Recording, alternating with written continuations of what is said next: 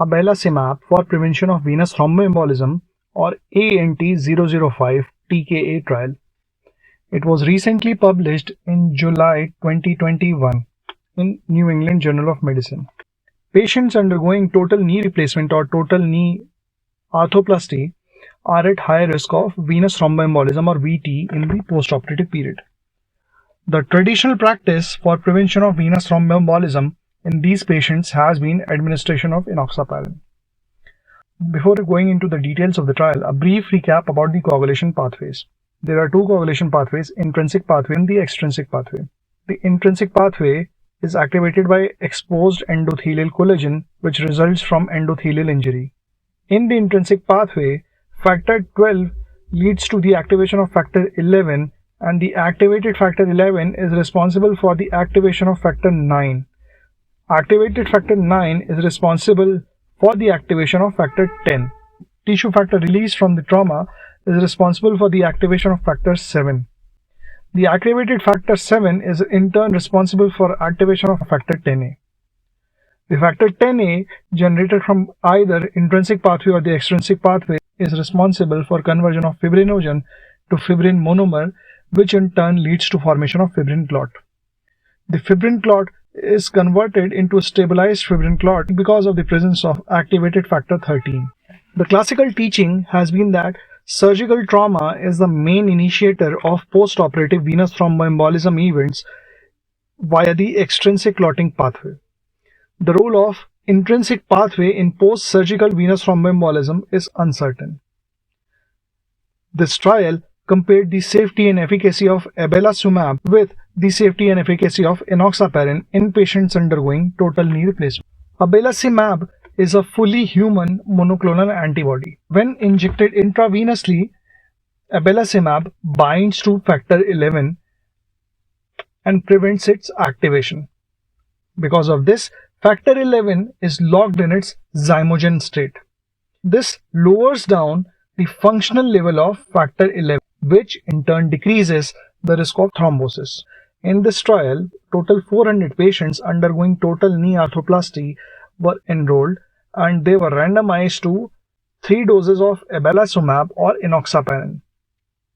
Abelacimab was given either in the dose of 30 mg, 75 mg or 150 mg single intravenous dose.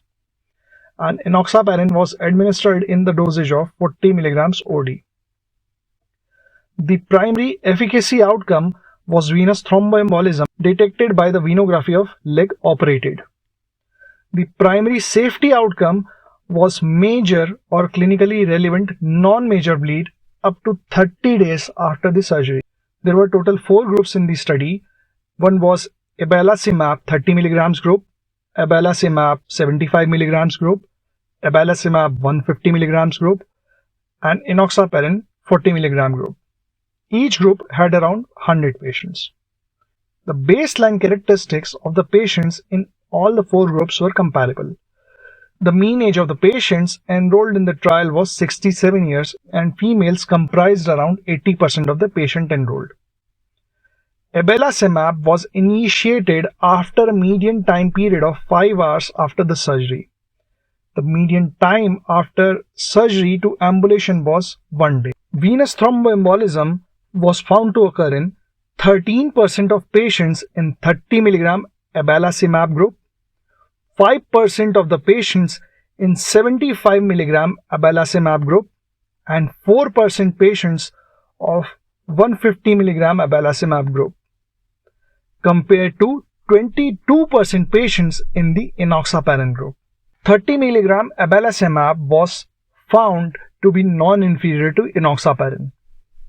75 mg and 150 mg regimen were found to be superior to enoxaparin.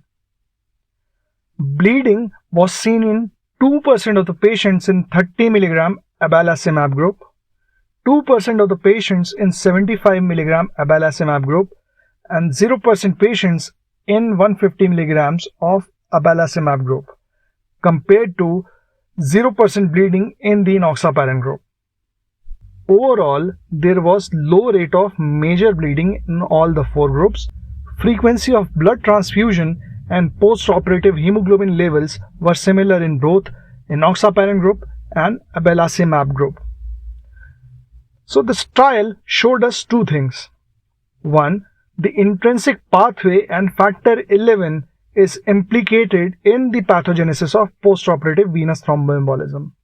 And two, factor 11A inhibition with single dose abelacimab after total knee replacement was effective for venous thromboembolism prevention and was associated with low levels of bleeding. The trial is concluded that abelacimab decreases the rate of postoperative venous thromboembolism more than enoxaparin without increasing the bleeding risk. Thank you. We will be back with more videos on recent advances, recent guidelines, and recent articles in cardiology. Follow CardioEd for more such content. Like and share